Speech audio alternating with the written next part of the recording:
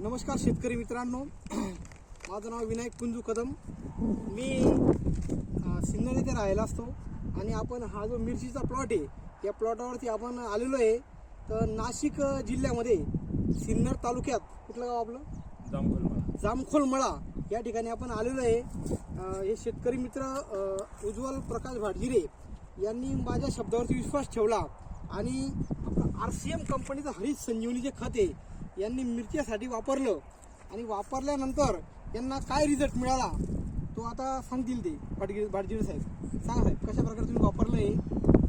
मी RCMचं हरित संजीवनी हे औषध कदम साहेबावर विश्वास ठेवून मी घेतलं आणि त्याचा वापर केला. पहिला डोस पाण्यातून दिला आणि नंतर 15 दिवसानंतर त्याच्या 3 फवारण्या गेल्या 15-15 दिवसाच्या अंतराने.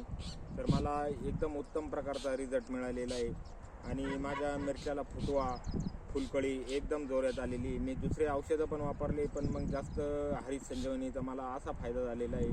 माझं 6 गुंठे क्षेत्र आहे आणि माझ्या शेजारी इकडं 12 गुंठे क्षेत्र आहे.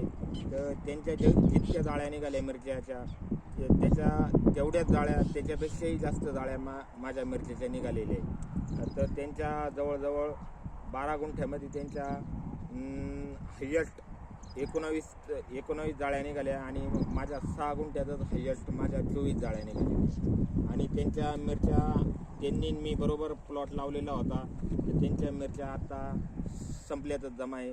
अजून आपला प्लॉट चालू आहे आणि या RCMचा मला भरपूर फायदा झालेला आहे. मिरच्यांची फुलकळी फुटवा 1 नंबर जोरात आहे आणि इतरांपेक्षा आपली मिरची 2 पैसे जास्त भावाने जाते.